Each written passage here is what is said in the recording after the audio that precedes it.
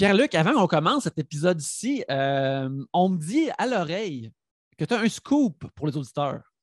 Oui, absolument. En ce moment, je faisais un party, comme tu peux voir en arrière, puis j'ai pris un break du party juste pour venir vous voir puis vous dire que très, très bientôt, je vais produire mon show à Terrebonne. Je suis tellement content, gang. Je peux me promener enfin avec ce show-là, puis j'espère vous voir.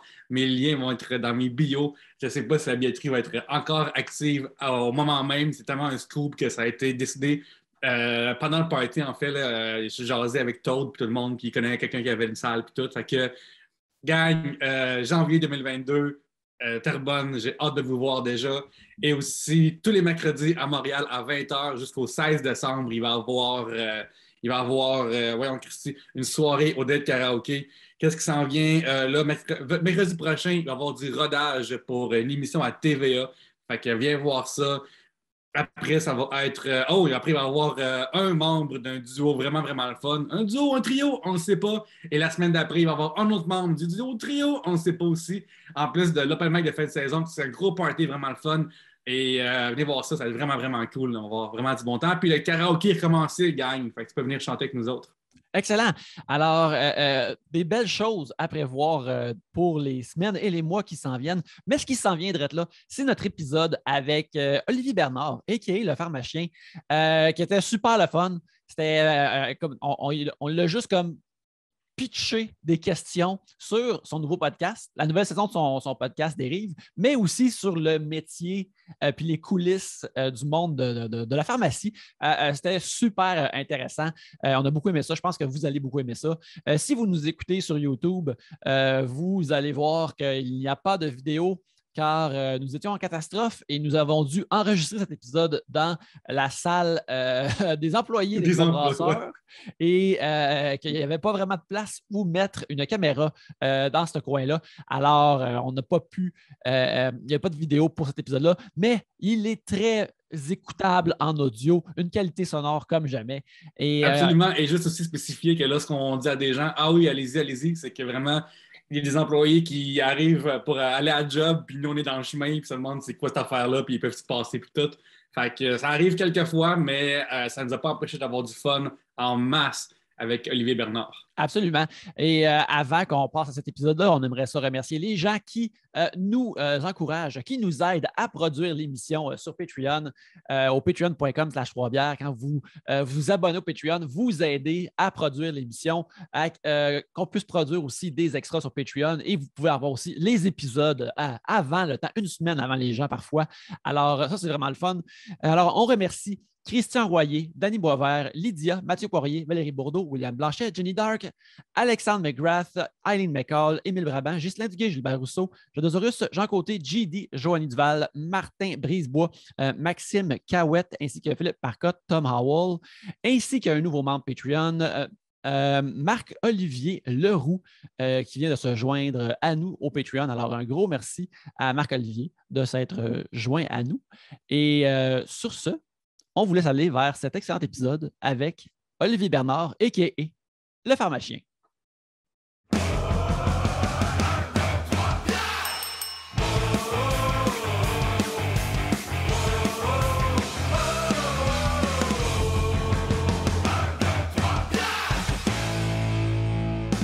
Écoute, c'est drôle que vous disiez ça parce que c'est une idée que j'ai, là. J'ai une idée de, justement, moi, à un moment donné, genre, faire une saison qui serait sur est-ce que moi-même, je pourrais être dans une dérive de quelque chose. Fait que tu vois, il faudrait que je m'en invente une, peut-être, là, parce qu'en ce moment, je pense pas dans... Je pense que je suis quand même sharp, là, mais...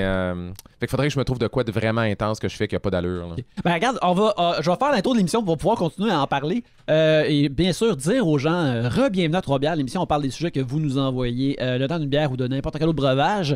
Dans le sac qu'il y a ici, mais que vous ne voyez pas, car nous ne sommes pas en vidéo en ce moment, il y a les sujets que vous nous avez envoyés. Et quand on est en pigeon, vous entendez ceci. Lorsqu'on termine d'en parler, vous entendez ça là.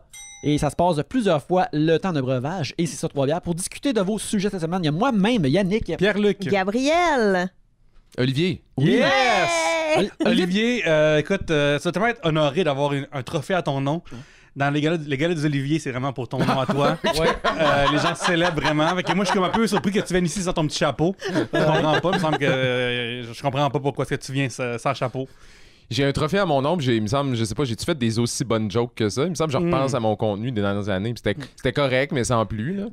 En plus, ce qui est drôle, c'est que devant toi, t'as Yannick Belzil, qui est un illustrateur. Oui. Excellent. Et toi, Vraiment meilleur que moi, là. T'as réussi à te faire connaître avec des petits bonhommes qui ont été viraux. Yannick qui travaille vraiment fort pour les sketchs. Puis toi, c'est des bonhommes en pain. Moi, il me manque la rigueur scientifique derrière. C'est ça qui est bien. Vous m'avez invité pour me faire filer cheap, en gros. Non, parce qu'en ce moment, je suis comme un gars qui voudrait gagner sa vie par l'illustration, moi qui le fais, puis alors que j'ai aucun talent. Ce que je trouve drôle, c'est que je ris plus de Yannick qui, malgré son talent, il n'est pas capable de faire fleurir ça de quelconque façon. Mais regarde, c'est pas grave. Je réalise que mon destin est ainsi.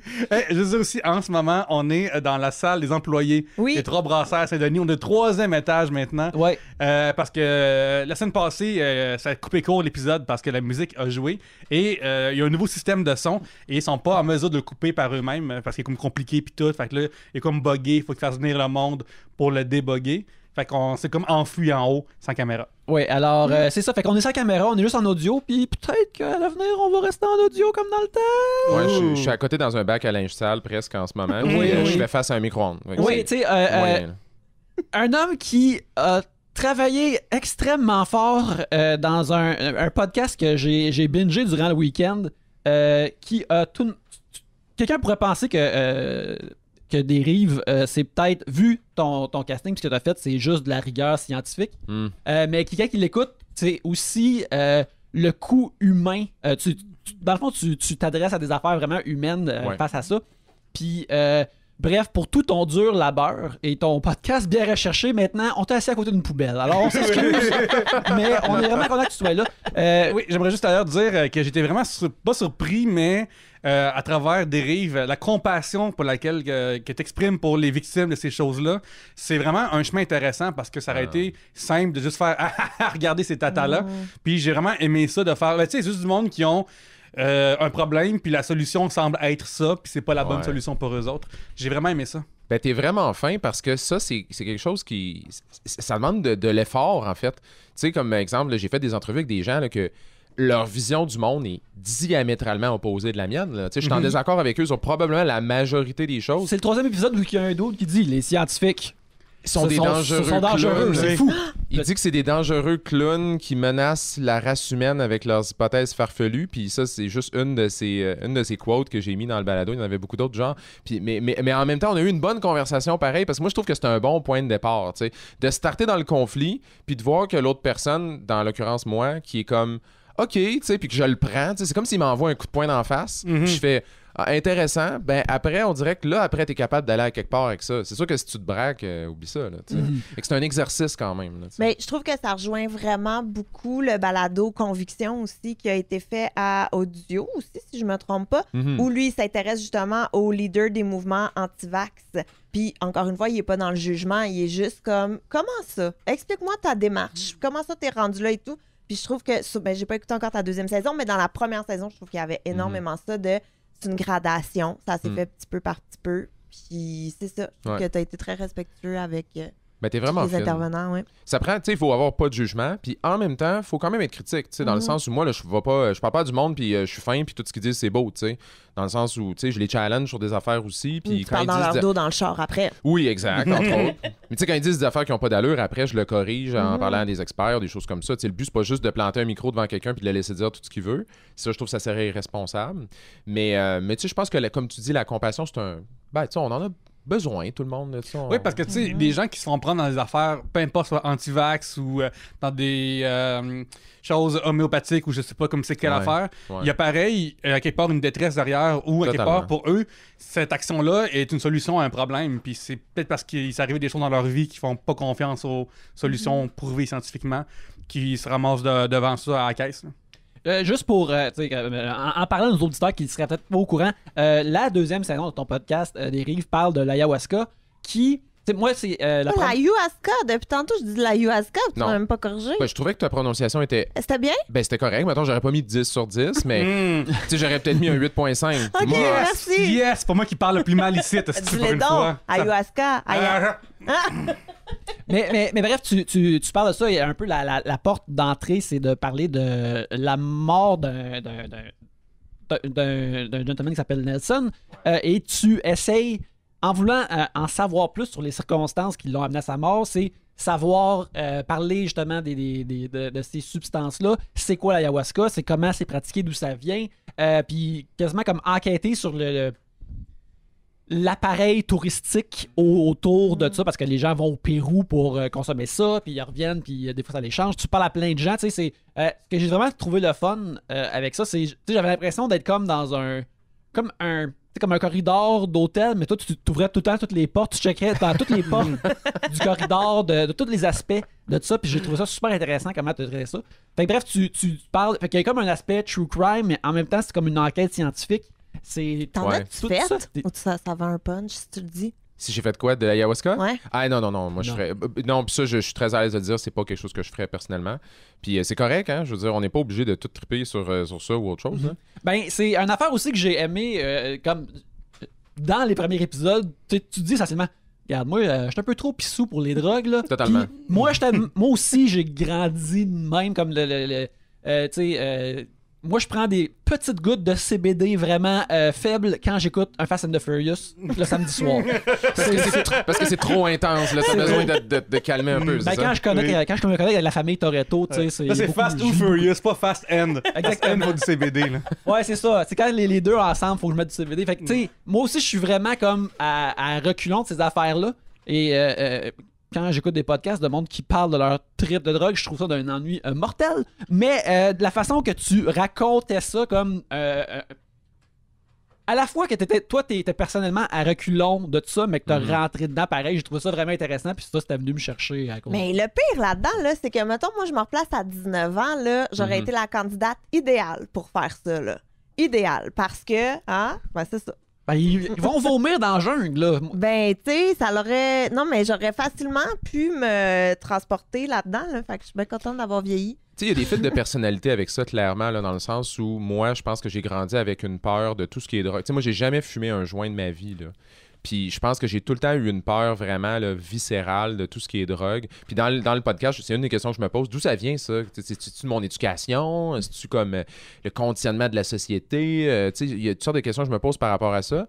Puis je pense qu'il y a définitivement des gens là, que eux, là, spontanément, ils font comme « Ah ouais, une drogue qui ressemble à de la boue. » qui goûte extrêmement mauvais, puis quand tu le prends, tu vas vomir pendant une demi-heure, puis après, tu vas sentir que tu meurs pendant 6 heures de temps. Et là, ils font comme, man, ça a l'air fou, ça a l'air trippant. Moi, il me semble que c'est la pire affaire. Ouais, mais moi, c'était pas plus pour ça serait plus pour le côté spirituel de. Tu sais, parce qu'il y en a là, qui font des cérémonies avec ça, puis c'est supposé t'ouvrir. Ouais. Fait que moi, c'est ça qui m'aurait attiré. Mais en même temps, il y a ce côté-là souffrant. C'est ça qui est spécial, c'est que tu as le côté spirituel. Puis ça, je suis comme fan. Il y a plein de gens qui sont en quête spirituelle, puis qui vont faire du yoga, de la méditation, puis etc. Des affaires bien trop ça. forçant. Tu trouves? Ah, le yoga, pardon. Le yoga, c'est pire que d'aller vomir dans le jungle. Mais c'est une fois, l'autre, faut que tu ailles chaque semaine. Ouais, là, c'est ça. tu mets ton linge, faut que tu te changes après. C'est ça que je Tu sais, disais. le Lululemon, faut que tu t'endettes pour le Lululemon, est-ce que c'est cher? C'est vraiment une affaire de personnalité. Tu sais, moi, honnêtement, puis je le dis au début, je dis, moi, je comprends pas les gens qui vont faire ça. Tu sais. Du yoga? Du yoga, j'en ai fait pendant longtemps, puis moi, personnellement, j'aime beaucoup ça. Fait que tu vois, deux types de souffrances différentes. Mais je trouve que c'est un bon point de départ. T'sais, après ça, t'es comme, OK, fine, j'en ferai pas, je comprends pas, mais par contre, j'ai envie d'explorer ça puis de voir qu'est-ce qui fait que les gens ont le goût. Puis de parler à plein de monde, de plein d'horizons différents, qui en font pour plein de raisons différentes. Puis j'ai parlé à du monde comme toi, très spirituel. Puis mais là, wow, là, moi, à 19 ans, t'as changé depuis ce temps-là. Maintenant, plus de spiritualité. C'est fini, ça? Mort. Juste des faits. Juste des faits. Juste des faits. Non, mais tu sais, à 19 ans, quand t'es plus, je sais pas là, plus hippie, plus... moi, j'en ai fumé de la drogue, puis j'en ai pris, puis je fais bien gros. Et aussi, je pense qu'à 19 ans, l'approche avec le danger en général n'est pas le même. C'est à cet âge, genre juste comme faire une sieste sur le divan, j'ai mal dans le cou pendant 3 jours, là. Tu sais, puis c'est juste dormir, là. Fait que, tu sais, quand t'es 19 ans, t'es plein d'affaires, tu peux faire. Il y a un lendemain de brosse, ça n'existe pas à 19 ans, là. Non. Ben oui, puis il y a un des spécialistes à qui je parle dans le balado qui me parle de ça. Là, il me parle des ce qu'on appelle les rites de passage. T'sais. Les rites de passage vers l'âge adulte. Puis, tu sais, c'est à peu près cette période-là. Là, quand tu es un jeune adulte, d'un coup, tu as comme envie de m'emmener de. il faut, tu sais qu'à un moment donné, il faut que tu sois adulte, là, tu vas falloir que tu trouves une job, puis là, tu vas commencer à rentrer dans une routine, puis là, tu vas avoir des responsabilités. Puis là, à un moment donné, inconsciemment, on va vivre différents rites de passage qu'on va souvent s'imposer soi-même pour sentir qu'on devient un adulte. Fait qu'il y en a qui vont passer par la drogue, il y en a qui vont faire des trips de backpacking dans d'autres pays, il y a des alpinistes qui vont aller grimper l'Everest puis perdre d'un doigt, puis que pour eux, ça, c'est pas mon truc. tu sais, c'est différentes quêtes de sens que les gens vont avoir. Puis l'ayahuasca, ça semble être un genre d'affaire de même. Tu sais. Pour certaines personnes, c'est quelque chose là, où ils vont comme... Tu sais, ce qui t'a pas tué t'a rendu plus fort. Là. Oui. Moi, une affaire qui m'impressionne, de formation, je suis un mathématicien. C'est vrai? Ouais, je suis un actuaire, ouais. Puis, moi, la science, j'aime ça. Genre, j'écoute beaucoup de podcasts scientifiques. Et la différence entre, mettons, quelqu'un comme moi et quelqu'un comme toi, c'est que même du haut de cache actuaire, de la tour à bureau, j'avais pas à dealer avec le monde qui croyait pas aux chiffres, OK? Tandis que toi, t'es comme plus confronté directement à des gens qui croient pas à la science. Ouais. Et moi, ça me fascine parce que quand j'étais jeune, il y avait plein de choses dans la vie qu'on croirait éradiquer. Là. Les nazis, c'est terminé. Whoop, 2016, Charlottesville, ça remonte. Et il y a aussi des conspirations comme la Terre est ronde ou des choses comme ça. La Terre est plate, oui. En fait, non, est plate, là, tout le monde le sait. Là. Ouais. Puis, fait que là, C'est un gros échiquier, c'est ça, ouais. exactement. Mais, fait que il y a des choses qui sont venues assez mainstream. Là, que dans le temps, c'est t'as-tu vu le weirdo qui pense à l'affaire? Là, c'est rendu vraiment, vraiment huge. Oups, mon maire pense ça. Oui, c'est mon maire pense ça. Exactement. Puis là, tu sais, dernièrement, QAnon, c'est devenu genre juste des anti-vax, puis ça a amené beaucoup d'autres mondes aussi.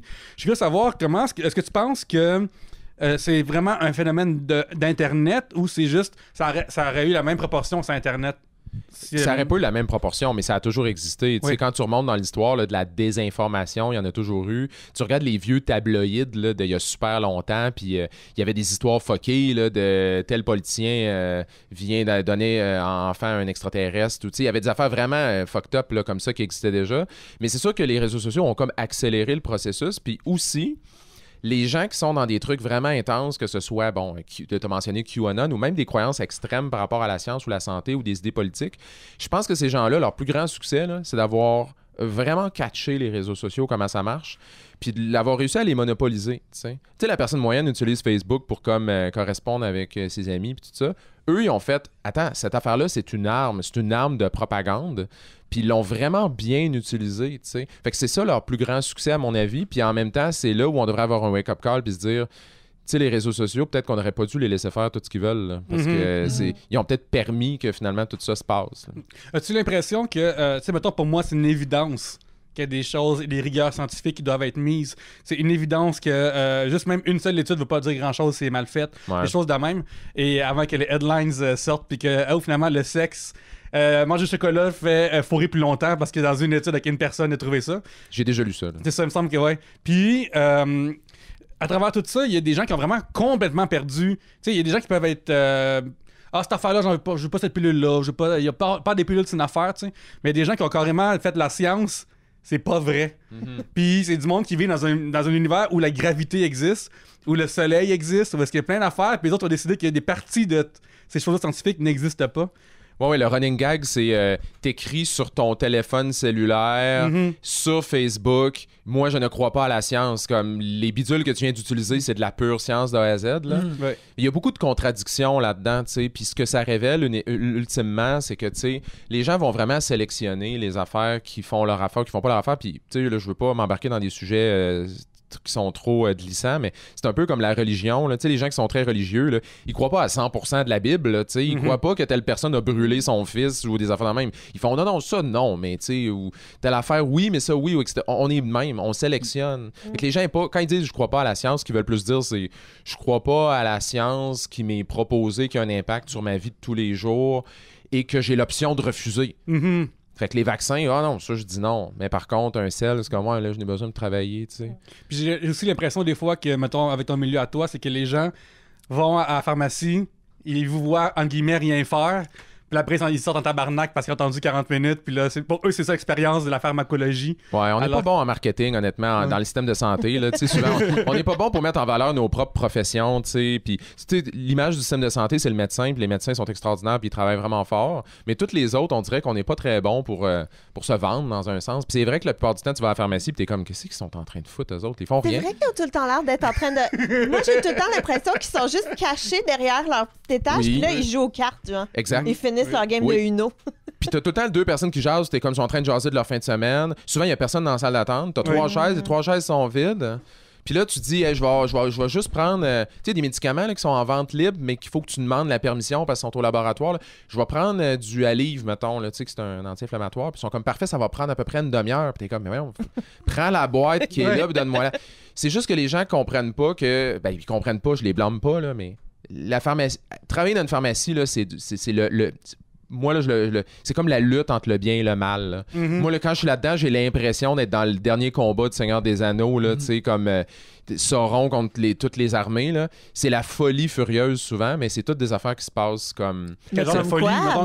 Qu'est-ce que tu dois faire en même temps? Ben, exemple, quand tu es dans une pharmacie, le téléphone sonne de façon constante. Il n'y a pas jamais un break où le téléphone n'est pas en train de sonner. Puis le téléphone sonne tout le temps. Des fois, tu l'entends pas. Les gens appellent à la caisse, ils sont comme, je peux-tu aller au pharmacien, puis blablabla. Oui, puis là, ça peut être plein d'affaires. Ça peut être qu'ils ont des questions, ça peut être qu'ils veulent commander des affaires, ça peut être que c'est un médecin qui nous appelle pour poser des questions, ça peut être une infirmière qui appelle d'un hôpital parce qu'il est rentré un patient, des choses comme ça. Fait que le téléphone sonne tout le temps. Aussi, croyez-le ou non, en pharmacie, on utilise encore des fax. Et le fax crache, je vais reformuler ça, vomit des feuilles à longueur de journée. Fait que le fax, là, il fait que sort juste des feuilles. Mais qu'est-ce qui vous faxe? C'est des sorties d'hôpital qu'on appelle, autrement dit, quelqu'un rentre à l'hôpital, fait une crise cardiaque, il ressort avec 20 pilules, il nous envoie par fax son nouveau dossier, puis nous, il faut qu'on fasse du sens là-dedans. C'est-tu 20 pages pour chaque pilule, genre en plus? Comme... Ah, c'est vraiment intense. Ouais. Pourquoi pas un petit courriel?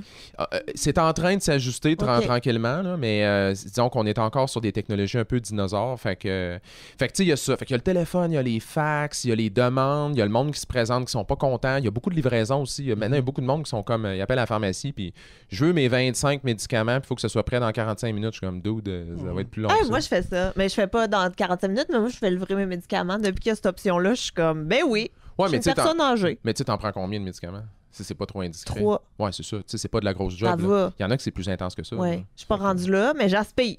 J'aspire à le devenir. Mais regarde, là, on est en novembre 2021. Je pense qu'en novembre 2022, tu peux te rendre à 5. Oui, exactement. Lentement, mais sûrement, à rajouter à chaque année. Je peux te donner des trucs.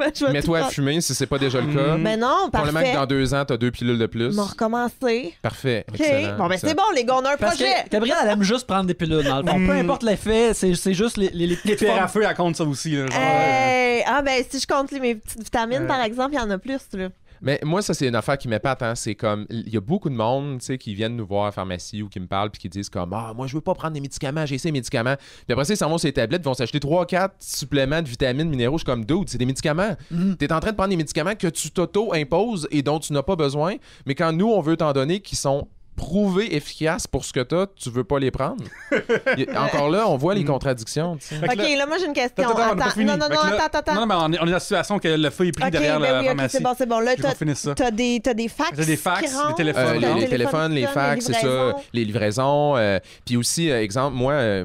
en plus, moi, je jase tout le temps avec la fille de la pharmacie parce que je l'aime full. Mais ça, c'est correct parce qu'on aime ça. Moi, j'aime ça jaser. Souvent, j'ai pas le temps puis je prends du retard en jasant. Moi, je prends des nouvelles de ses enfants puis tout. Là, je suis vraiment... J'appelle souvent. Il y a des enfants dans une pharmacie, des fois, là, que sans joke, là, c'est comme... Tu reçois, mettons, une sortie d'hôpital, comme je dis, là, quelqu'un qui est rentré à l'hôpital pour quelque chose de vraiment grave, il sort, il y a une paquet de pilules. Moi, je peux travailler 1 heure là-dessus, là, tu sais. Mais on s'entend-tu 1 heure? Je peux pas travailler 1 heure non-stop parce que j'ai d'autres affaires, j'ai du monde qui vient, j'ai du ci, du ça. Fait que mon heure est séparée en 20 blocs de 5 minutes. Puis après, à chaque fois que tu te remets dedans, tu vois, je sais que je t'ai rendu. Puis souvent, les erreurs que tu peux faire, tu sais, en pharmacie, là, c'est un milieu où tu peux faire des erreurs qui sont mineures et qui ont des conséquences catastrophiques. Tu sais, les 3 pilules blanches qui ont toutes l'air de la même affaire, ben, il y en a une des 3 qui va tuer la personne. Faut pas que tu te trompes des 3. Il y a tellement de risques d'erreur qu'on peut pas se permettre. Là, il faut qu'on soit tout le temps focus. Mais comment ton cerveau fonctionne? Parce qu'il y a comme 1 milliard de pilules. Là. Fait qu'il faut comme tout que tu saches qu'est-ce que tout fait. Comme, je comprends pas. Qu'est-ce que tu fais? Ben, je sais pas. C'est comme vos jobs à vous. Moi, je sais pas comment vous faites pour faire vos jobs à vous. On développe des automatismes avec n'importe quoi. Ouais, mais nous, c'est des blagues qu'on fait. Si on se trompe, c'est pas très grave. Des comme top 100 médicaments que t'as tout le temps, les autres qui reviennent constamment. Fait qu'on dit, c'est comme faire un chef qui fait la même recette, j'imagine. Oui. Tu sais, comme exemple, il y a des nouveaux médicaments qui sortent à chaque année. Là. Mais c'est bien rare qu'il sorte un nouveau médicament qui est comme. Que je suis comme. Ah, j'ai aucune idée de c'est quoi ou de comment ça marche. Je vois le nom, je suis comme. Ah, ouais, ça, c'est un genre de telle affaire parce que c'est dans la même famille que telle chose. Ils ont juste changé telle chose. Puis là, ben, tu sais, c'est des affaires complètement nouvelles, ça arrive. Mais dans ce temps-là, on a de la formation continue, on étudie. C'est quoi le médicament le plus weird que t'as reçu ou qu'une fois t'as fait, j'ai aucune idée qu'est-ce que je suis en train de faire? Le plus déjà weird? Arrivé? Mais tu sais, comme un truc que t'as jamais vu passer ou une fois dans ta carrière. Il y a des médicaments vraiment rares. Là. Puis moi, il y a un médicament, je pense plus que ça existe aujourd'hui, mais il y avait un médicament avant qui existait que ça s'appelait, là, j'espère que je vais le dire comme il faut, là, ça s'appelait du Belergal Space Tabs. Déjà, j'aime le nom. Space, comme l'espace, Tabs, OK? Puis là, t'es comme... The fuck is that? Il est mieux d'avoir des étoiles un petit peu dessus. Des comprimés en forme de... Il était multicolore. Il y avait à peu près 20 couleurs dans le comprimé. C'était comme le comprimé. C'était comme des micro-points, comme l'espace. Mais comme si l'espace, t'avais pris de l'ayahuasca puis que tu voyais toutes les étoiles, qu'il y a 1 million de couleurs dedans. Là. Mais le comprimé a l'air de ça. Le comprimé, on dirait que t'as pris des paillettes puis que t'es toutes écrasées ensemble. Puis c'est un comprimé multicolore. Puis je me souviens même pas à quoi ça servait cette affaire-là, man. Ça a l'air de fun, ça a l'air vraiment de partir. Je pense que c'était pour les migraines, tu sais. Fait que ça, c'est drôle. Ou encore, il y a des comprimés qui mettent de l'odeur dedans. Puis là, il y a un comprimé pour l'épilepsie qui s'appelle du Divalproex, là. Puis il sent tellement bon, là. Il sent comme un peu la vanille. Puis là, t'ouvres le pot, là, puis t'es comme... Un jour, je vais m'en claquer une, là, tu sais. C'est fou, là, on s'entend, je ferais jamais ça, là. Mais c'est un médicament pour l'épilepsie, là. Je ne suis pas épileptique, mais quand tu ouvres le pot, là, ça sent tellement bon, ça sent la vanille, là, puis c'est comme sucré, puis il y a une rondeur, là, l'odeur est vraiment comme une rondeur aussi, là, puis t'es comme, il faut que je m'en prenne une à un moment donné, puis là, t'es comme, non. C'est ça. Ah ouais, mais OK, je vais travailler sur mon épilepsie parce que ça me parle, là, la vanille. Migraine. Parfait, ouais. je me mets là-dessus. Ouais, exact. Il y a, t'en as parlé un peu, mais il y a vraiment du marketing des médicaments avec toutes ces choses-là. Fait que des fois, il y a des médicaments qui deviennent à la mode parce que la pub est bonne à TV, j'imagine, ou c'est... Non, je serais pas prêt à dire ça, honnêtement. Tu sais, le marketing des médicaments, premièrement, c'est un monde vraiment où il y a bien des affaires qui fonctionnent pas extra. Il y a bien des affaires qui se font qui n'ont pas vraiment d'allure.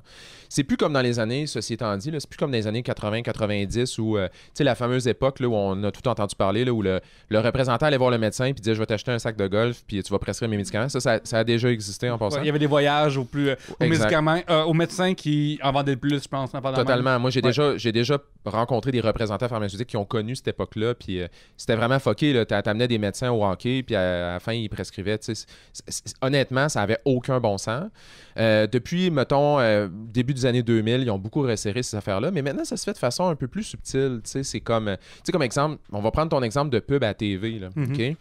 Tu peux faire de la pub sur les médicaments, mais tu n'as pas le droit de dire à quoi ça sert. C'est très vrai. Ma copine écoute Géopardy, puis m'a dit 75% des pubs pendant Géopardy, c'est des pubs de médicaments et c'est tout du monde qui se promène dans un champ. Oui. Un vieux, un dude plus âgé qui fait du drum. Toujours. Puis, c'est le diabète. Ouais. C'est vrai. À cause des neuropathies diabétiques que tu fais que les mêmes... Ou ça pourrait être l'arthrite aussi. Ouais, t'as des personnes âgées qui jouent avec leurs petits-enfants. Puis c'est une dame qui a l'air plus vieille, mais qui est active. Et c'est un remix de ces 4-5 images-là. Mais tu le sais pas c'est quoi. Puis ça s'appelle tout vert comme... Vaxitex. Ouais. Le classique, c'est les pubs de Viagra. Puis, tu sais, je m'apprête à pas faire de gag de Viagra, inquiétez-vous pas. On les a tout entendus. Mais les pubs de Viagra qu'il y avait dans le temps, à un moment donné, c'était tout le temps des personnes, mettons, dans la cinquantaine à peu près, qui dansent le tango. Ouais. Puis il y a tout le temps quelqu'un qui prend... À un moment donné, il y avait quelqu'un qui prenait son bain sur son perron. Tu sais, comme il avait sorti littéralement un bain sur son perron, puis il prenait son bain dehors. Puis là, à un moment donné, t'es comme, qu'est-ce qu'ils sont en train d'essayer de nous dire ici? Ben, quand t'es horny, t'es super fort. Fait que là, tu peux soulever la baignoire puis la sortir. Puis dans les abribus, ici au Québec, on le voit, là, tu vas avoir une pub que c'est comme justement, mettons, le médicament s'appelle... j'ai quelque chose devant moi, là. François Morancy. Bon. Le médicament s'appelle François Morancy, puis là, c'est une pub je sais pas, là, d'un gars. Là. Mettons, ça pourrait être François Morancy. C'est lui qui parle à ses parents. Ça pourrait être ça, mettons, tu sais, ou... Tu sais, t'as juste une personne avec... Elle a l'air heureuse, puis il y a le nom du médicament, puis c'est écrit « Parlez-en à votre médecin », mais je suis comme « Mais de quoi je vais y parler? » Oui, il y en a une proche de chez nous sur Sherbrooke que j'ai vu la fille est de bonne humeur. Puis genre. Mais ça, c'était Marilyn Jonca qui disait de consigner. Oui, c'est ça. Tout à fait, Anis. C'est presque identique. Oui. Puis, d'ailleurs, en plus, de l'autre bord, il y a, je pense, une pub, vu que j'habite proche du village pour la PrEP. Puis, c'est un gars qui a un médicament dans la langue, puis qui ça dit, genre, seulement, genre, si tu veux. Ça veut dire, genre, hey, le plaisir continue, une affaire de la même. Ouais. C'est quand même un petit peu, bref. Puis, c'est écrit en dessous, genre, assez gros pour qu'on puisse le lire. C'est un acteur. Parce qu'il veut pas que les gens pensent que lui, c'est la PrEP. Puis le pire, là, c'est que le motif pour faire ça, c'est qu'ils se disent bon, mais là, on veut pas que les compagnies. Parce que ici au Canada, on est assez sévère, on permet pas de faire de la publicité directement au consommateur. Ce qui est une bonne chose parce que comment le consommateur sait lui-même s'il a besoin du médicament. Mais on s'entend, les compagnies trouvent des loopholes, ils trouvent des failles, etc. Puis finalement, ce qui a été accepté, c'est vous pouvez dire votre médicament, mais vous pouvez pas dire à quoi ça sert. Puis non. Donc, le compromis, c'est justement, tu sais, Vaccitex, parlez-en à votre médecin. Puis moi, le gros malaise que j'ai par rapport à ça, c'est que, mettons, souvent, tu vas avoir souvent, ça va être des médicaments pour le VIH. Puis je suis comme, c'est quoi l'affaire, là? C'est comme, genre, je veux dire, quand t'as le VIH, là, t'es très au courant de ta maladie, là, t'es très au courant des avancées. T'as pas besoin d'une pub dans l'abribus. Ou encore, vraiment souvent aussi, c'est les contraceptifs oraux pour les filles. Oui, t'sais. j'allais dire Alès, justement. Il y avait tellement de pubs d'Alès. Puis, ouais, comment veux-tu imaginer une banalisation plus importante de la prise de contraceptifs oraux? Tu sais, genre, Alès, parle-en à ton médecin. Tu sais, c'est comme... Ouais, mais c'est plus que ça, là. Je veux dire, comme, pourquoi est-ce que moi, je dirais en parler à mon médecin? Je veux dire, en plus, c'est des hormones. Tu sais, je connais beaucoup de femmes que ces hormones-là ont vraiment pas bien géré là, dans leur système, tu sais, qui ont vraiment pas bien, vraiment mal été. Puis tout ça parce que, genre, hey, c'est la seule affaire qu'ils connaissent. Ouais. Fait qu'ils se ramassent au médecin à dire cette affaire-là. Mais Alès aussi, souvent, c'est tout le temps elle que tu te fais proposer. Quand tu commences à prendre la pilule ou quand tu... Parce qu'elle n'est pas très... Je dis peut-être n'importe quoi, là, mais elle est pas très forte. C'est doux, là, si on peut dire ça. Fait que souvent, quand tu es une ado puis que tu commences à prendre la pilule, c'est tout le temps ça que tu te fais proposer. Moi, j'ai été on and off de la pilule puis c'était tout le temps ça. Tout le temps que je me faisais donner, puis ça me fitait pas pantoute, là. Fait que, bref. Oui, exact. Même d'ailleurs, à une certaine époque, là, je me souviens plus des chiffres, mais on disait...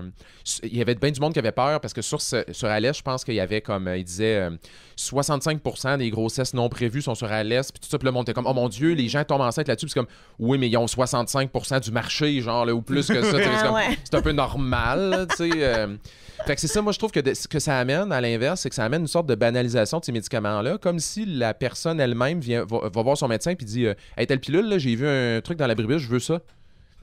Pas se poser marcher de même, la médecine. Ben, mais c'est ça, il me semble que tous les médicaments en général, si t'es, à moins que d'étudier là-dedans, là, mais mettons, moi qui connais rien, je devrais les connaître parce que j'en ai besoin ou parce que mon médecin m'en a parlé, mais pas parce que j'ai vu une pub puis je veux l'essayer. Exact. D'ailleurs, réglons une situation de pub que je pense que beaucoup de monde sont confus entre Tylenol, Advil et aspirine, genre. Ouais. Parce que tout le monde, en général, les trois ensemble, ils pensent que c'est les trois amigos, les trois brasseurs. Ils savent pas la différence entre les trois personnes. Peux-tu nous expliquer rapidement c'est quoi la différence entre ces trois médicaments-là? Ouais, ben c'est parce que... Attends un peu, là, t'as dit Tylenol... Aspirine, Advil. Aspirine et Advil, ok, parfait. Ben, tu sais, je pense que la raison pourquoi on est un peu confus par rapport à ça, c'est que c'est trois analgésiques qu'on appelle, là. Donc, ça sert un peu aux mêmes affaires. Ça sert pour la douleur, ça sert pour la fièvre ou des affaires de même. Mal de tête. Mal de tête, c'est ça, tu sais. Puis quand on est jeune aussi, quand on est enfant, là, on dirait que nos parents utilisaient ça de manière complètement aléatoire. Tu sais, comme...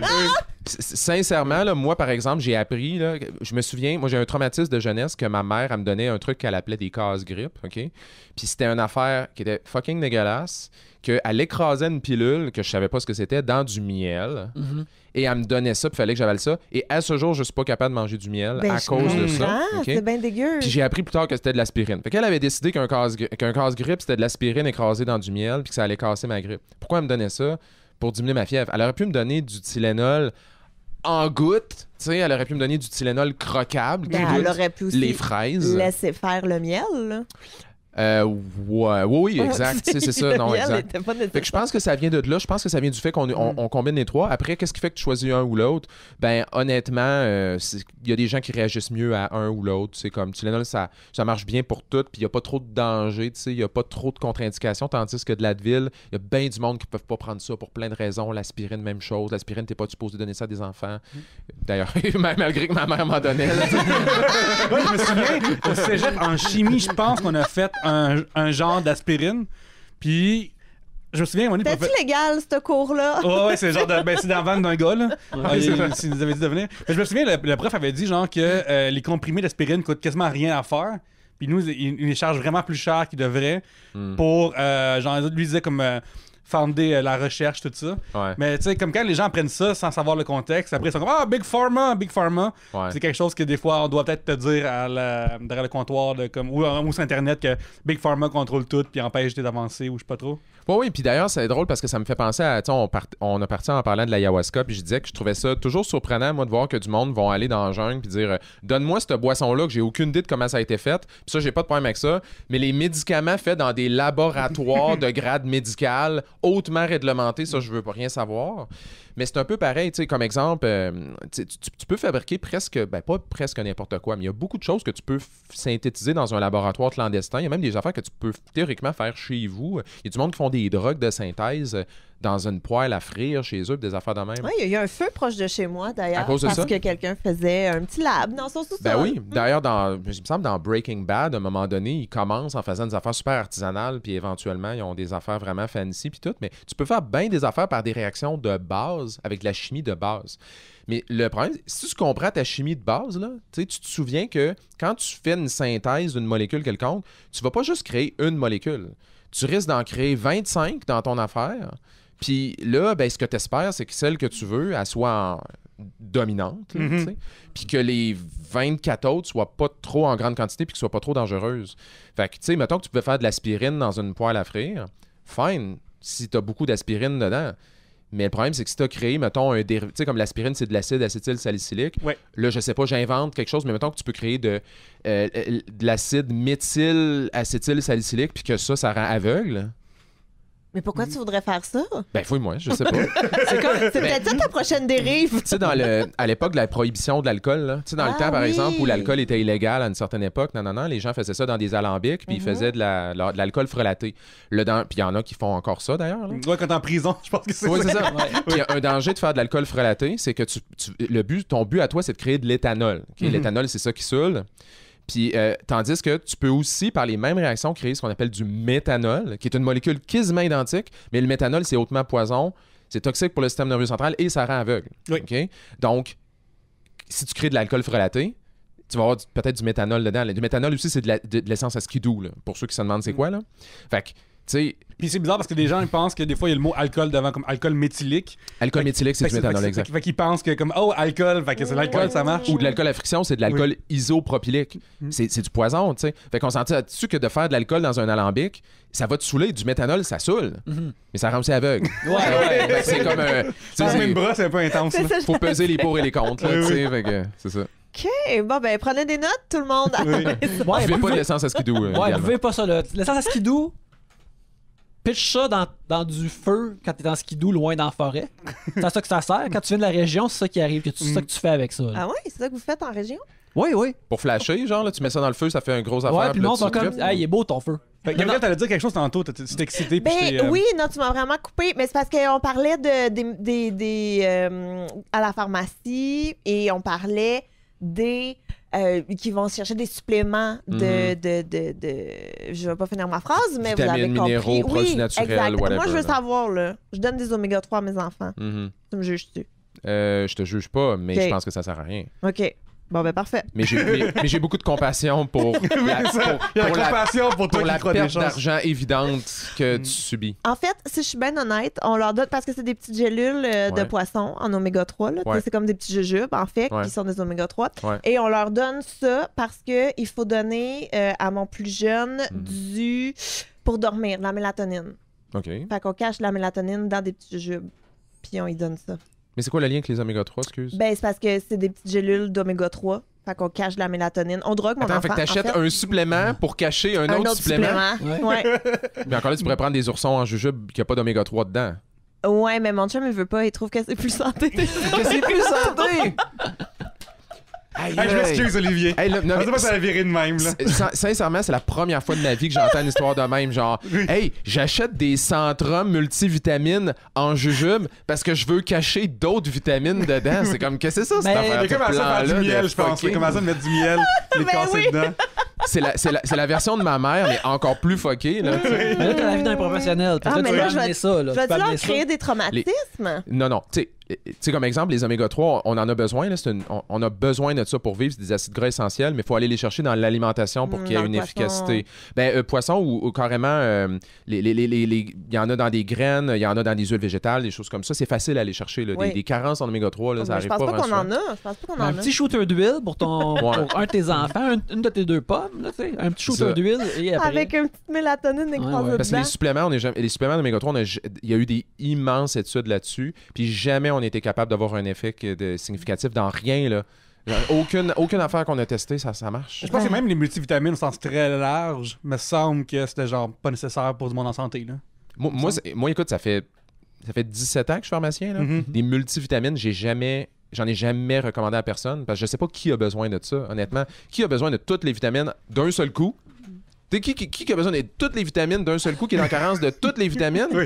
Mais plus que ça, qui est en carence exactement à la dose que la compagnie a décidé de mettre dans sa pilule. Mhm.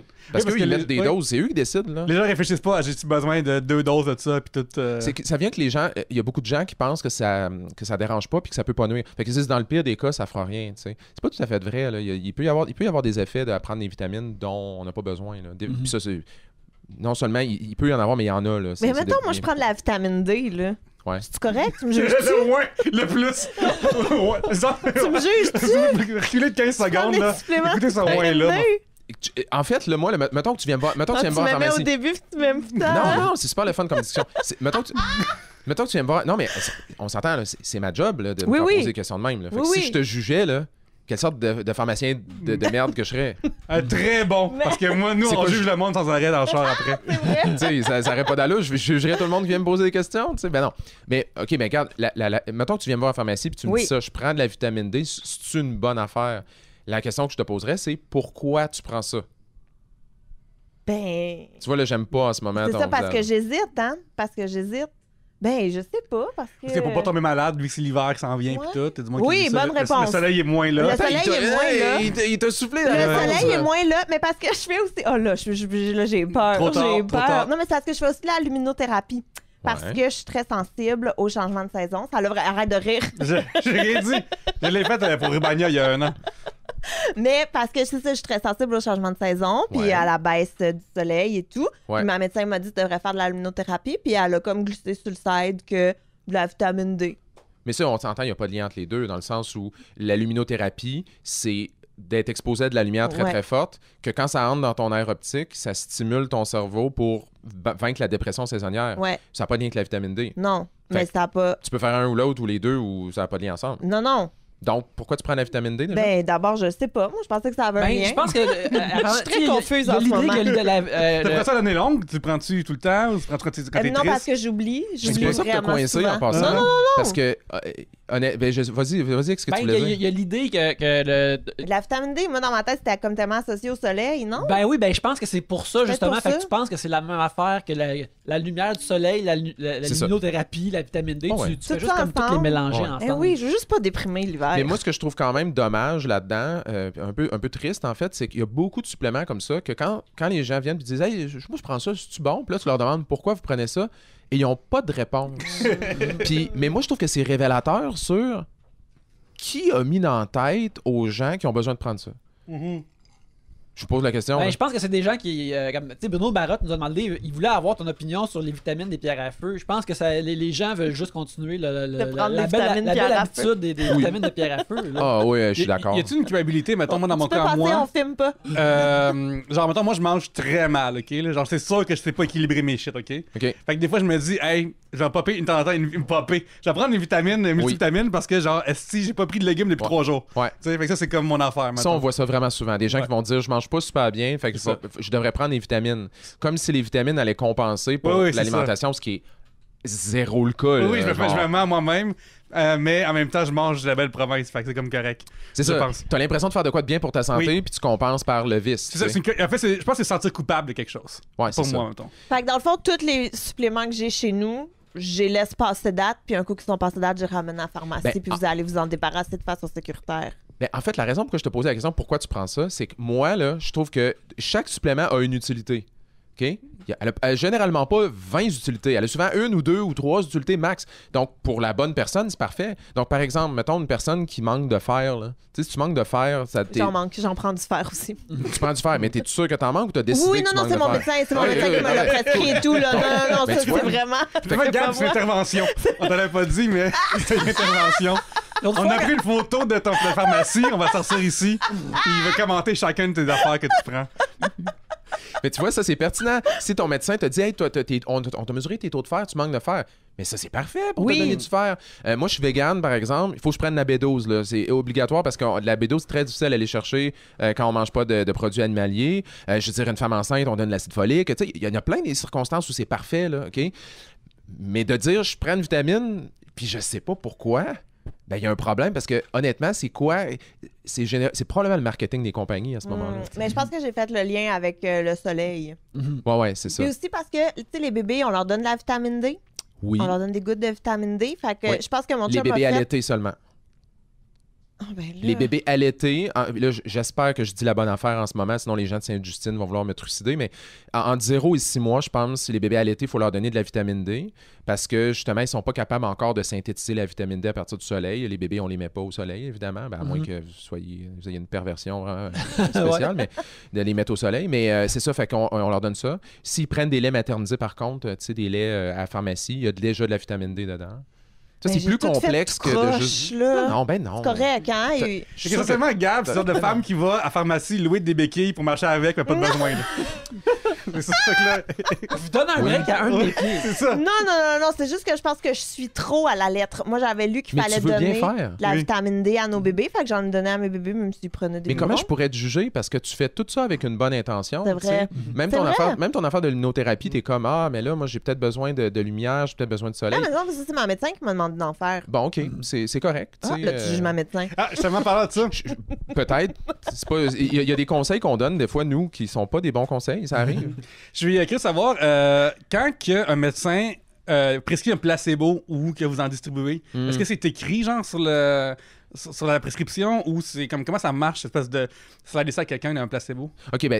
OK, ben premièrement, pour tout le monde là, qui écoute, mettons, un placebo, c'est pas le ban début des années 2000. Non! C'est pas ça. En fait, tu prescris un album, sinon tu lui donnes un lien Spotify. Que j'ai jamais été capable d'aimer en passant.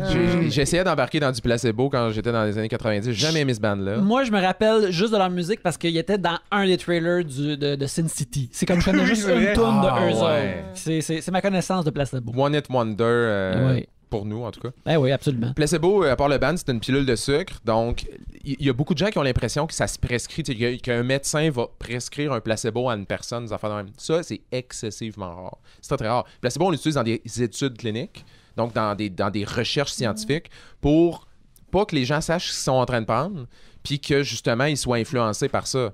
T'sais, on leur donne soit la vraie pilule, soit le placebo, puis ils savent pas ce qu'ils prennent, fait qu'ils sont pas influencés par leur biais, leur préconception, des choses comme ça. Fait dans le fond, un placebo, c'est plus un effet qu'une pilule en général, dans le sens que, mettons, que quelqu'un pense que sa machine qui envoie la lumière, mettons, là, pense qu'elle sent mieux, ça va peut-être faire un effet, comme l'effet de nocebo peut arriver aussi. Ma lampe de luminothérapie n'est pas du placebo, OK? Oui. Ben non, mais si, mettons, que tu prenais des oméga 3, OK? Mettons, tu prends des oméga 3, puis tu dis, hey, moi, là, depuis que je prends des oméga 3, là, j'ai tellement plus d'énergie. Ça, c'est clairement un effet placebo, parce qu'il n'y a aucun lien. Ouais. Fait que des médecins qui prescrivent des placebos, j'en ai vu en passant dans ma carrière, là, mais j'ai vu ça peut-être 2 fois. Là. Genre, à un moment donné, là, je me souviens, puis ça fait vraiment longtemps, là, c'était au début, quand je commençais à pratiquer, il y avait un gars que ses migraines, la seule affaire qui le soulageait, c'était des placebos. Puis il était au courant, là. Mais il avait demandé au médecin de continuer à me les prescrire. Comme ça, il a l'impression de prendre à quelque part, son cerveau fait un chemin dans lequel cette récompense-là est suffisante pour l'arrêter. Lui, il savait, là, il prenait la pilule, il était comme je le sais que c'est un placebo, il apprenait puis ça soulageait son mal de tête. Mais qu'est-ce que tu fais quand ils prescrivent des placebos? Tu vas juste comme prendre des Smarties. Tu fais ça dans non, il y a des pilules. Non, il y a des compagnies qui fabriquent des placebos. Ah ouais, juste. Puis ils en fabriquent de chaque couleur parce que les couleurs de placebo n'ont pas toutes les mêmes effets. C'est comme puis ça, c'est vrai, là. Une pilule de sucre rouge puis une pilule de sucre bleu, ça n'a pas le même effet. Puis il y a des études qui démontrent ça. Là. Les placebos rouges, les gens se sentent stimulés. Puis les placebos bleus, ça cause la somnolence. On s'attend à c'est tout du sucre, là. Ah ben c'est la couleur, c'est le langage de la couleur. Mais en même temps, c'est vrai parce que, mettons, j'ai déjà pris des somnifères puis c'est bleu. Fait que ils sont toujours bleus, les somnifères. Ça va avec ça, puis le fer, il est rouge. Tu mettrais jamais un somnifère rouge parce que la personne... je suis en train de coller le démon, là. C'est ça. Consommer ça. Parce que les médicaments pour le cœur sont presque toujours rouges parce que c'est comme, ah ben oui, ça va m'aider, mais c'est rouge, c'est du sang, c'est le cœur, etc. Pierre-Luc l'a juste mentionné en dessert, mais une affaire que je suis curieux, justement, il a parlé de... Non, c'est Gabriel qui l'a dit, de se débarrasser des médicaments ou de détruire des médicaments quand vous en recevez des passes. Comment ça se passe, ça, de détruire des médicaments? Est-ce qu'il y a-tu un rituel spécial? Y a-tu genre derrière un gros four comme dans le film Beethoven quand il lance les chiens dedans, genre? Mais après, il y a pas le deuxième Beethoven. Dans le deuxième Beethoven, il y a ça, genre. C'est vraiment intense. Je me souviens, j'étais jeune, j'ai comme Chris, je suis traumatisé encore à vie de cette scène-là. Là. Il lance des chiens dans le four, dans genre, Beethoven. Ben, ils sont vraiment méchants, là. C'est ça, ils volent en esti. C'est donc bien fucké, Beethoven. Oui. Parce que le premier film de Beethoven, là, c'est un scientifique qui cherche un chien pour y tirer dans la tête avec un fusil pour tester un fusil. Oui. Puis là, tu me dis que dans le deuxième, c'est un four à chien. Oui, ben c'est genre un incinératoire à chien. Puis là, je me sais plus qu'est-ce qu'ils font avec. Ça fait très très longtemps que j'ai vu ça. Peut-être le 3 même. C'est des films pour les kids. Ben voyons. Dans Le Roi Lion, le père il meurt. Puis c'est triste. Là, genre, les gens vivent des choses. Là. Non, on était jeunes. Le plus gros enjeu d'un film avec un chien dedans, c'est qu'il y avait un gars avec un filet qui courait après sur la fourrière. Ouais, mais ça c'est comme années genre 60, là. Mais à un moment donné, c'est devenu Rémus en famille puis des méthanes, puis là tout le monde est vraiment triste. Oui, c'est ça. Mais bref, comment on détruit les médicaments? Ouais, c'est ça. Ça a l'air bien cool, puis le monde, ils peuvent imaginer toutes sortes d'affaires, ou ils pensent peut-être qu'on met des robes noires, puis qu'on fait un feu, puis qu'on fait des prières, mais c'est vraiment plate, honnêtement. C'est comme, on met tout ça dans des gros bacs, il y a des compagnies qui viennent ramasser ça, puis ces compagnies-là, ils vont faire des réactions chimiques, donc ils vont prendre toutes les pilules, ils les versent dans, je sais pas, un réservoir, puis là, ils vont mettre genre des acides, des bases, etc. pour tout essayer de neutraliser cette patente-là. Puis éventuellement, ce que ça devienne quelque chose de non nocif là, qui va pouvoir être jeté. Essentiellement la pâte à modeler. Ouais, en gros. C'est l'origine de la pâte à modeler. J'ai jamais vu de quoi ça a l'air, le résultat final, ça c'est étant dit, mais le but c'est juste après de les inactiver. Parce qu'évidemment, si tu sacs les médicaments dans la poubelle, par exemple, ou dans les toilettes, en théorie, ça pourrait s'accumuler dans l'environnement puis détruire la faune et la flore. Aux États-Unis, ils permettent de jeter certains médicaments dans les toilettes. Ouais, c'est comme ça. Là-bas, ils sont moins sévères que nous là-dessus. Moi, je trouve pas que c'est une bonne idée. Ben non, vraiment pas. Moi, je suis une madame. Moi, je respecte tous les règlements. Fait que je fais tout le temps. Pas besoin d'être une madame pour ça. Moi, je respecte les règlements. Mais je fais tout le temps mon petit sac de vieux médicaments. Puis je suis comme, allô, voilà. Les 2 sacs, c'est ça qu'il faut faire. Allez, t'as ton sac de vieilles batteries, t'as ton sac de vieilles pilules. Ah non, les vieilles batteries, j'ai pisse dans le fleuve. Voilà. C'est ça. Une autre contradiction. Les trésors de demain, ça. Regarde, le monde qui cherche des trésors. Je voudrais savoir, par rapport à l'argent, pas que tu fais, mais que le système de santé, des fois, coûte des choses. Tu sais, mettons, aux États-Unis, je pense que l'épipène est tellement rendu cher ou des choses de diabète. Ouais, c'est épouvantable. C'est incroyable. Ici, c'est un système un petit peu différent, que pareil, il faut pareil payer pour certaines choses. Parce que ça arrive des fois qu'il y a des gens qui n'ont pas les moyens d'avoir des médicaments, puis t'es comme, qu'est-ce que je peux faire pour ça? Ou est-ce que des fois, tu es confronté à cette situation-là? Ben, en fait, ici au Québec, on est dans un régime universel d'assurance médicaments, donc tout le monde a accès aux médicaments. Puis si tu regardes, par exemple, les gens les moins fortunés qui peuvent être sur l'assistance sociale, par exemple, leurs médicaments leur coûtent rien ou presque rien. Là, OK? Donc, en théorie, là, une personne qui a vraiment pas d'argent va quand même avoir accès à ces médicaments. Ça, il n'y a pas de problème. Par contre, la liste des médicaments qui est remboursée par le gouvernement, c'est pas 100% des médicaments. Ils remboursent certains médicaments, assez de médicaments pour la plupart des affaires. Mais ça se peut qu'à un moment donné, tu ailles chez ton médecin puis que le médecin dise, bon, là, on a essayé 2-3 affaires, ça n'a pas marché, là, tu aurais besoin de telle autre affaire. Ça, c'est pas couvert par le gouvernement. Et là, à ce moment-là, la personne peut avoir une mauvaise surprise dans le sens où elle arrive à la pharmacie puis ça va être 90$. Puis là, la personne est comme, mais j'ai pas ça, 90$. Fait que là, ça amène des enjeux éthiques parce que c'est comme idéal. Dans un monde idéal, on prescrirait le meilleur traitement disponible à la personne. Dans le monde réel, ben, le gouvernement couvre certaines affaires, puis il y en a d'autres qui n'est pas prêt à couvrir, soit parce que les preuves ne sont pas suffisantes, qu'on n'est pas, que le bienfait pour la société n'est pas assez important. Fait que oui, ça arrive, des choses comme ça. C'est déchirant, des fois. Mais en général, je dirais que le système est, je vais dire qu'il est excellent. Là. De manière générale. J'ai cliqué dans Mais ouais, moi, je me souviens, avec mes enfants, ça m'était déjà arrivé, une otite, je pense, puis il y avait un traitement qui n'était pas couvert, puis un autre qui était couvert, mais c'était genre 2 sirops à y donner au lieu de 1, puis c'était moins long et tout. Fait qu'on était comme, OK, ben, on va prendre lui qui coûte rien, puis on va juste se battre 2 fois plus avec mon fils pour y donner. C'est ça. Puis en bout de ligne... T'es jamais dépourvu, là. On s'entend, il n'y a jamais de situation où ça va être sorry, t'as pas d'argent, t'auras pas de pilule. Ça arrivera jamais, 0 fois, OK? T'as toujours accès à des traitements, le traitement va être bon. Mais dans certains cas plus spécifiques, ça se peut que si ton médecin te dit c'est ça que je te donnerais, ça se peut que ce soit c'est ça que je te donnerais, mais ça sera pas ça. T'sais. Mais est-ce que ça existe? Mais il me semble que oui, là, mais des produits génériques. Fait que, mettons, à l'épicerie, t'as le choix du président versus la vraie marque, mais dans les médicaments aussi, ça existe, ça. Ouais, c'est pas le choix du président. C'est pas la même chose exactement, là, dans le sens où... mais je comprends ce que tu veux dire. Là, c'est que oui, c'est des copies là, qui coûtent moins cher. Ça peut être à 20-30% du prix là, de choses de base. Fait que c'est sûr que ça, souvent, le gouvernement, c'est ça qui va payer, en fait. Souvent, le gouvernement va dire, moi, je paye la copie qui coûte moins cher. Je ne paierai pas l'original. Puis là, exemple, il y a des personnes qui viennent à la pharmacie et qui font, moi, je veux mon... je vais inventer un nom, je veux mon Vaxitech. Puis là, t'es comme, maintenant, il y a un générique de ça, il y a une copie. Le gouvernement paye la copie, il ne paye plus le Vaxitex. Puis la personne est comme non, mais moi je veux mon Vaxitex, parfait, ça va faire 90$. Là, ça devient un choix personnel. Ça me fascine que des compagnies peuvent breveter des médicaments. Ça me fait capoter. Ah ouais, pourquoi? Ben, j'ai l'impression qu'une fois plus, des choses sont pas brevetables dans ma tête, comme la poutine, c'est pas brevetable. C'est normal. T'es sûr de ça? Ben, il me semble qu'à un moment donné, c'est arrivé. Il y a quelqu'un qui avait fait un pudding chômeur d'une façon, pas de se souvenir, il y a comme une couple d'années. Là.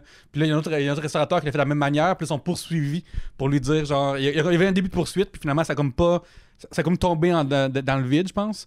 Mais. C'est-tu l'affaire de l'histoire de la fille de Soup Soup qui avait fait un pudding chômeur à framboise? Pourrait, ça fait une bout. Mais je me sais plus si ça a été légal. Je pense pas qu'il y avait eu de poursuite, par exemple. C'est dur de breveter. Ça fait un bout. Mais ça, parce que pour moi, il me semble que c'est tellement.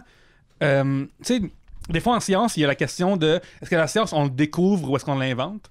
Puis j'ai l'impression des fois que tout ce qui a rapport à la pharmacologie qui peuvent sauver des vies, je trouve ça weird qu'une personne dise ah oui, c'est moi qui va sauver ces vies-là. C'est pas juste comme une TV ou je trouve que c'est comme tellement dans le commun que ça n'a comme pas de sens. Ben, tu sais, en fait, je suis d'accord avec toi. Là. Moi, je suis quelqu'un que moi, je veux que les gens aient accès au traitement. Je trouve que le prix des médicaments est souvent abusif dans certains cas. Je suis complètement d'accord avec toi. Après, il y a une réalité que, mettons, inventer un médicament. Là. Un brevet, ça dure 20 ans, premièrement. Okay? Fait que mettons que la compagnie, elle trouve une molécule dans le laboratoire, puis elle dit, parfait, on met un brevet là-dessus, ça dure 20 ans. Ça a l'air malade, là, parce que tu dis, elle a 20 ans de temps. Mais attends un peu, faire les études cliniques pour avoir l'autorisation de le mettre en marché, c'est à peu près 15 ans.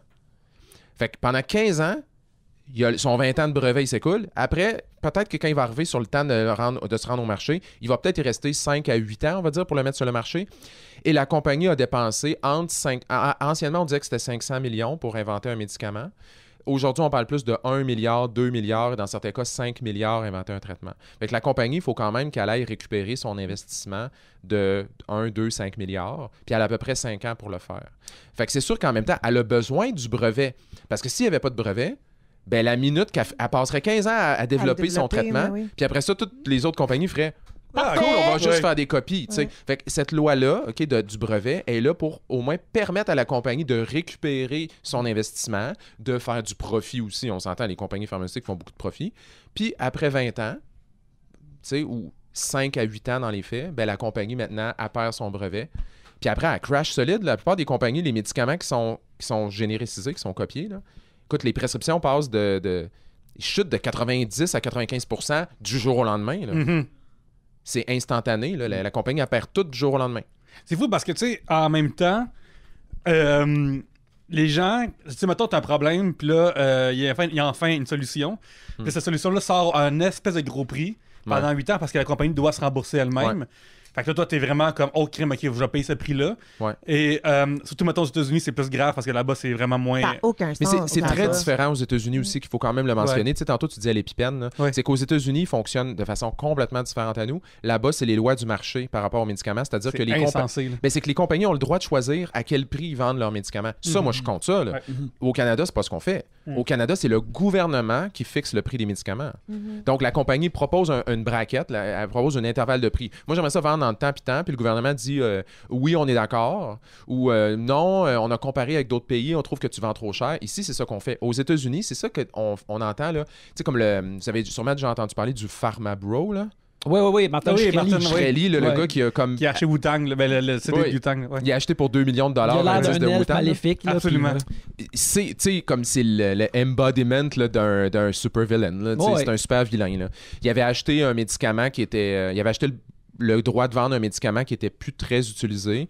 Puis il a boosté le prix, je pense, 300%. Tu sais, ça, c'est de la pure malveillance. Là. Bon, aux États-Unis, tu as le droit de faire ça. Au Canada, tu peux pas passer le gouvernement qui décide. Mais pourquoi ils interviennent pas? Ça n'a pas d'allure?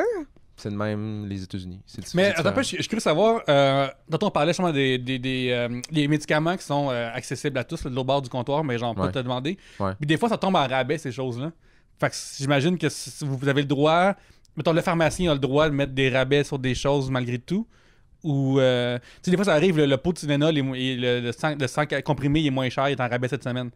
Est-ce que ça rentre que c'est le pharmacien qui a le droit de décider de mettre des rabais sur des choses? Est-ce qu'il peut dire que, ah oui, cette semaine, l'épipène est moins cher? Ou... Oh non, absolument pas. Non, c'est ça. Ça, c'est vraiment compliqué, honnêtement. Puis il y a toutes sortes de subtilités là, que je serais pas capable d'expliquer simplement. Mais, tu sais, premièrement, des médicaments d'ordonnance d'un médecin, là, tu peux pas faire de rabais là-dessus. Là. Jamais. Là. Ce qu'il y a sur le plancher, donc ce qu'il y a sur les tablettes, ben là...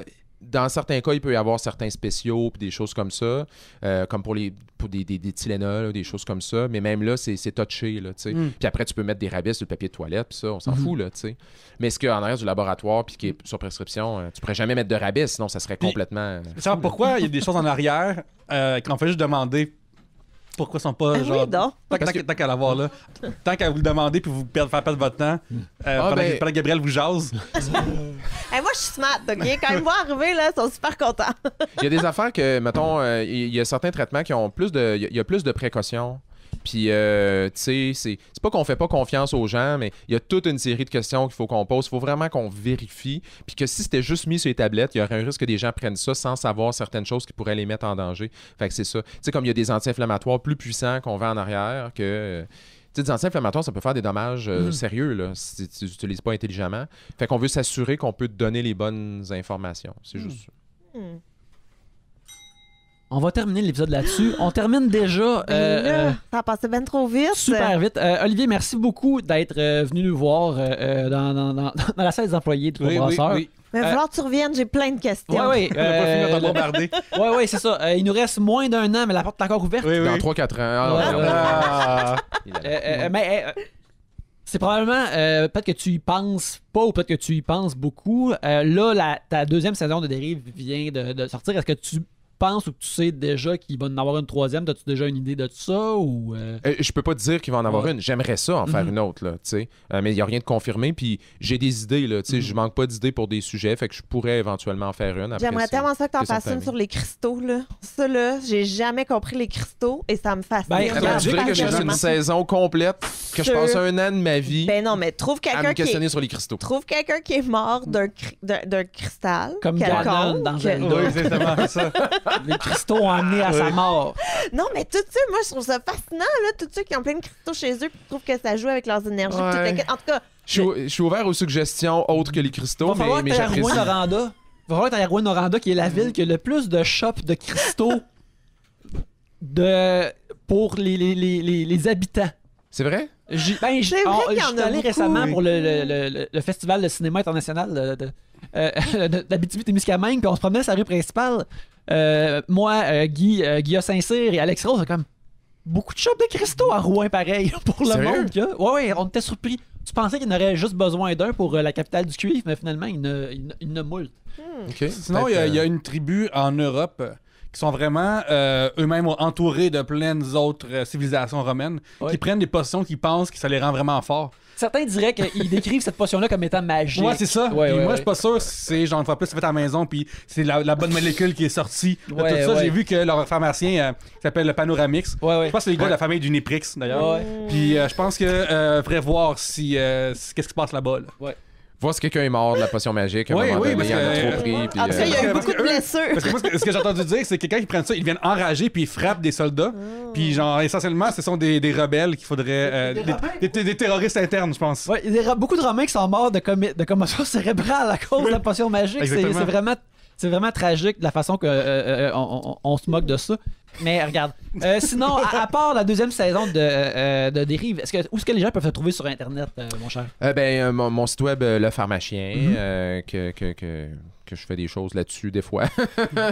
C'est ça. Et Pierre-Luc, puis, as-tu déjà participé de près ou de loin Oui, au Pharmacien? c'est vrai, j'ai eu un rôle qui a découpé montage dans la saison 2 du Pharmacien, je crois. Ouais, dans l'épisode où est-ce que vous parlez de l'huile essentielle, je crois. Ouais. Où est-ce que les gens, ils commencent... C'est comme une partie de Breaking Bad que vous avez Ouais. faite. Puis moi, j'étais le cousin aveugle et lent colombien. Puis ils l'ont découpé au montage. My God, je me Ouais. souviens de toi. C'est vrai.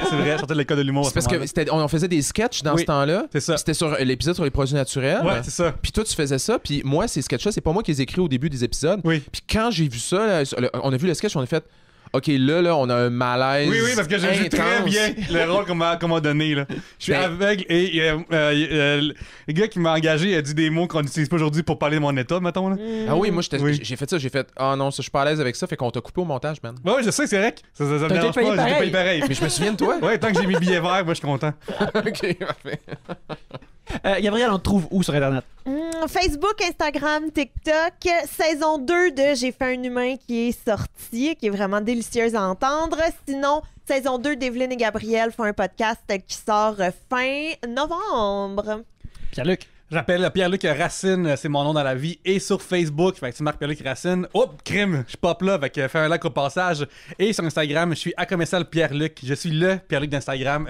Pierre-Luc Funk, c'est un faux, je veux dire, je le cale ici direct là. Viens t'abonner à mes affaires et j'annonce des shows qui s'en viennent, notamment tous les mercredis soirs au Club Date. On fait des shows à 20h. Fait que viens, puis après on va chanter karaoké. C'est revenu, gang. Fait que on est vraiment excités. À part de ça, viens t'abonner parce que j'écris pour Urbania, j'écris pour RDS Jeux Vidéo. J'ai un podcast de RDS Jeux Vidéo, du pain et des jeux, mais surtout des jeux. Parce qu'on parle de jeux vidéo avec des invités. Fait que viens, je fais plein d'affaires, je suis bien occupé, puis mon livre est sorti aussi. Excellent. Moi, c'est Yannick Belzil. Vous me trouvez à Yannick Belzil sur Twitter, sur Instagram, ainsi que, c'est ça, à ces places-là où je fais des dessins, vous pouvez me connaître des illustrations. C'est un beau cadeau pour les fêtes.